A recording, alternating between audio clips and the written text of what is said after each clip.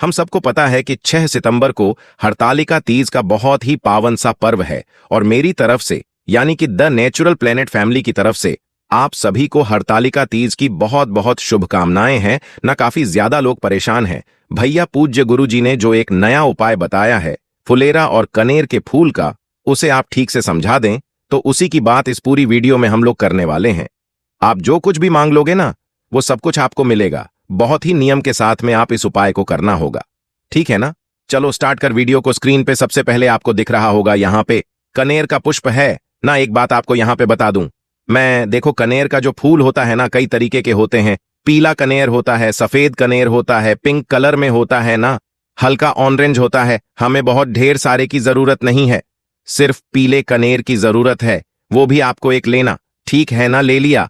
और अगर आप लोगों ने पूज्य गुरु जी की कथा ध्यान से सुनी होगी हरतालिका तीज की, तो उसमें उन्होंने पार्थिव शिवलिंग के निर्माण की बात आपको बताई है ना। क्या करना है आपको, जिस स्थान पर आपने अपने घर पे फुलेरा बनाया है या फिर आपके किसी घर के नजदीक में किसी मंदिर में फुलेरा पहले से बंधा हुआ है, उसी फुलेरा के पास में आपको इस तरीके से बना करके घर से लेके जाना है। क्या एक पार्थिव शिवलिंग, ठीक है ना। मन है सुबह करो, मन है शाम को करो, व्रत हो तो भी कर सकते हो, व्रत नहीं हो तो भी कर सकते हो, ठीक है ना। पार्थिव शिवलिंग को क्या करोगे, लेकर के जाएंगे कहां पे, उसी फुलेरा के पास में पार्थिव शिवलिंग को अपने आप रख देंगे। जो भी पूजन अर्चना करनी हो, जो कुछ भी चढ़ाना हो पार्थिव शिवलिंग के ऊपर आप सब कुछ समर्पित करेंगे, ठीक है ना। लास्ट में आपको जो एक कनेर का पुष्प मैंने दिखाया है, उस कनेर के फूल को, जो आपके जीवन की तकलीफें हैं, जो आपके जीवन के कष्ट हैं, उन कष्टों का स्मरण करते हुए, ध्यान करते हुए कनेर के पुष्प को पार्थिव शिवलिंग के ऊपर समर्पित करके कुंदकेश्वर महादेव का ध्यान करेंगे, स्मरण करेंगे और फिर वहां से हट जाएंगे। थोड़ी देर के बाद हटने का मतलब क्या है कि आपको वहां पर 2 मिनट बैठ करके श्री शिवाय नमस्तुभ्यम का जप करना है, ठीक है ना। जब आपका जप स्टार्ट हो जाए, जब खत्म हो जाए, उसके बाद में आप उस कनेर के पुष्प को उठाएंगे और महादेव के शिवलिंग के ऊपर समर्पित करके इस पार्थिव शिवलिंग का विसर्जन उसी जो ये आपने फुलेरा बनाया है ना, इसी फुलेरे के पास में किसी छोटी सी बाल्टी में कर देना। बाकी विसर्जन अच्छे तरीके से मिट्टी घुलने के बाद में किसी भी पेड़ के नीचे, चाहे वो बेल का पेड़ हो, पीपल का पेड़ हो, वट वृक्ष हो, उसके नीचे अगर आप उस पार्थिव शिवलिंग का विसर्जन कर देते हैं तो वर्षों पुरानी जो आपकी मनोकामना है वो पूरी जरूर होती है ना। एक बात और बता दूं, देखो अगर मान लीजिए कि फुलेरा आपने ये अपने घर पे बना रखा है तो आप उपाय कहां करोगे, अपने घर पे करोगे। बट कुछ लोग ऐसे भी हैं, कुछ परिवार भी हैं जिनके घर में हरतालिका तीज नहीं मनाया जाता, तो फुलेरा वो घर पे नहीं बांधते हैं।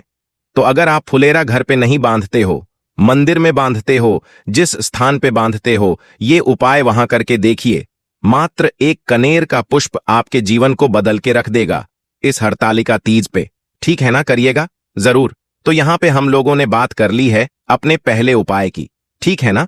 चलो आगे बढ़ते हैं। जो सबसे फेमस उपाय है, पिछले 2 सालों की पुरानी वीडियो देख करके गुरुजी की इस उपाय को आपको समझा रहा हूं। बहुत स्पेशल सा है, बहुत ही प्यारा सा है ना। देखो स्पेशली हरतालिका तीज किसके लिए होता है, जो पत्नियां होती हैं, वाइफ होती है, वो किसके लिए रखती हैं, अपने हस्बैंड की लंबी उम्र के लिए। जानते हो हरतालिका तीज एजिट वैसा ही है जैसे करवा चौथ होता है ना, बस थोड़ा सा कुछ चेंजिंग होती है पूजा पाठ करने के तरीके में। बाकी व्रत वगैरह, व्रत खोलने का तरीका व्रत रहते हैं, सारा चीज वही है, बस पूजा पाठ का तरीका चेंज होता है। किसके लिए रखते हैं, पति के लिए या फिर जिससे हम बहुत प्रेम करते हैं उनके लिए। व्रत उपवास जो कुछ भी करते आपको क्या करना होगा, आपको थोड़ा सा बनाना होगा अपने घर पे खीर इस तरीके से, ठीक है ना। किसको बनाना है, खीर, मीठी खीर।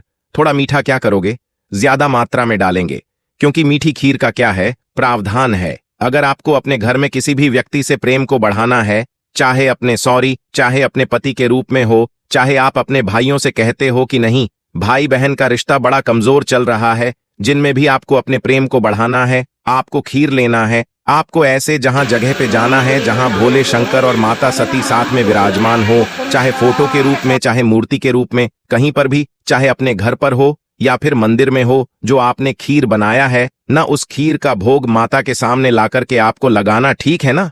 लेकिन ऐसे नहीं लगाना है। जब आप खीर का भोग लगा रहे हो तो एक बेलपत्र लीजिएगा, बेलपत्र को नीचे रख देंगे और उसी बेलपत्र के ऊपर खीर का भोग लगाएंगे। माता से विनती करेंगे, प्रार्थना करेंगे। ध्यान रखिएगा, इस खीर को हमें किसके लिए लगाना है? मां पार्वती के लिए, भगवान शंकर के लिए खीर का भोग नहीं लगाना। किसके लिए लगाओगे माता? पार्वती के लिए ही सिर्फ लगाना है। भगवान शंकर के सामने नहीं रखना, ठीक रख देना। जो भी आपकी विनती हो, जो भी आपकी प्रार्थना हो, माता सती से, मां पार्वती से आपको कह देना, ठीक है न? कहने के बाद में कुछ दक्षिणा वहां पे चढ़ा करके 2 4 10 रुपए, और उसके बाद में आप इस खीर को उठाना। आपने पूरी फैमिली, पूरा परिवार इस खीर को प्रसाद के तौर पे अगर इस हरतालिका तीज पे खा लेते हैं, यकीन मान लीजिए आपके घर में कभी कष्ट नहीं आ सकता, कभी लड़ाई झगड़े नहीं होंगे। अब यहां पे एक बात बता दूं आपको, जैसे मान लीजिए अगर आप हरतालिका तीज का व्रत हो, तब तो आपको खीर नहीं खाना। उस दिन आप सभी को घर में अपने प्रसाद के तौर पर खीर दे दो, अपने लिए खीर बचा करके रखना।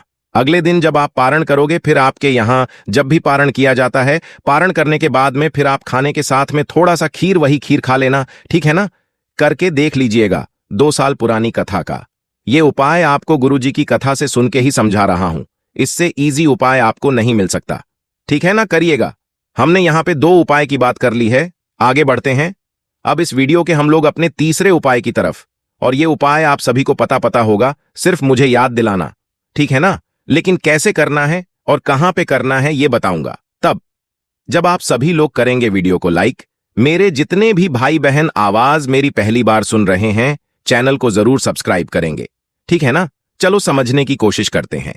सबसे पहले बात करते हैं इस तीसरे उपाय के बेनिफिट की। देखो, जैसे मान लीजिए कि आपके घर में कष्ट जो है ना, वो खत्म नहीं हो पा रहा। वो कष्ट चाहे रुपए पैसे के रूप में हो, चाहे धन संपदा, या फिर कैसे भी करके कष्ट हो, परिवार को लेके चिंतित हो, भाई बहन को लेके चिंतित हो, हस्बैंड वाइफ को लेके चिंतित हो, इस उपाय को करेंगे। सबसे पहला काम करना है इस उपाय के लिए कि आप इस उपाय को सिर्फ स्त्रियां कर सकती हैं, पुरुष नहीं कर सकते। तो स्त्रियों के लिए क्या करना है? आप व्रत हो तो भी करो, व्रत नहीं हो तो भी करो। पहले अपने आप को, खुद को 16 श्रृंगार से सजाना है। अपने आप को अच्छे तरीके से क्या करोगे?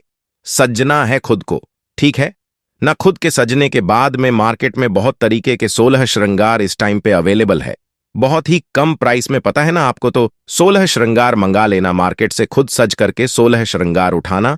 और आपको थोड़ा सा लेना होगा लाल चुनरी, थोड़ा मतलब कि छोटा सा लेना है लाल चुनरी। मार्केट में 20 में मिल जाएगी, ठीक है ना? जो लाल चुनरी आप लोगे, उस लाल चुनरी में कहीं पे भी आपको जितनी हिम्मत हो, 5 10 20 50 जो भी रुपए आपको रखने हो, उस चुनरी में रख करके चुनरी के बांध देना उस पार्ट को। और बांधने के बाद में 16 श्रृंगार को, चुनरी को लेके फिर कहां पे जाएंगे? आपको माता सती के पास में जाना है, मां पार्वती के पास में जाना है। और उनको सबसे पहले क्या करना है? आपको चुनरी उड़ाना है। उड़ाने के बाद में जो 16 श्रृंगार आपने किया है, उसी रूप में 16 श्रृंगार का जो सामान है, कुछ रुपए दक्षिणा के साथ में माता सती के सामने रखेंगे और अपने जीवन के कष्टों के उद्धार के लिए मां पार्वती से विनती करेंगे, प्रार्थना करेंगे। हे देवी मां, हमारे घर में इस प्रकार से समस्याएं हैं, परेशानियां बढ़ गई हैं। आप हमारे घर से इन सभी समस्याओं को दूर करें। जैसे भी प्रार्थना करना चाहते हो वैसे प्रार्थना कर लेना। और प्रार्थना करने के बाद में जो 16 श्रृंगार के सामान थे मंदिर के अंदर, जो भी आपको पूजन वाले पंडित जी दिख जाए या फिर साफ सफाई करने वाले दिख जाए, उनको अगर आप दान कर देते हैं, यकीन मानिए कभी भी घर में लड़ाई झगड़े नहीं हो सकते, हमेशा प्रेम सद्भावना बना रहेगा। तो यहां पे हम लोगों ने बात कर ली है अपने 3 उपाय की। आगे बढ़ते हैं इस वीडियो के अपने चौथे उपाय की, जो कि काफी दिनों से लोग परेशान थे। अब ये उपाय आपको मैं समझाने की कोशिश कर रहा हूं। और ये उपाय स्पेशली किसके लिए है? जिन भी लोगों की शादियां नहीं हो पा रही हैं ना, जैसे आज के टाइम पे बहुत सारे ऐसे लोग हैं, किसी के बेटे की शादी नहीं हो पा रही, किसी की बेटी की शादी नहीं हो पा रही है, और अगर शादियां हो भी गई हैं तो गलत हो गई हैं, वो उनसे परेशान है। तो आपको भी इस उपाय को करना है।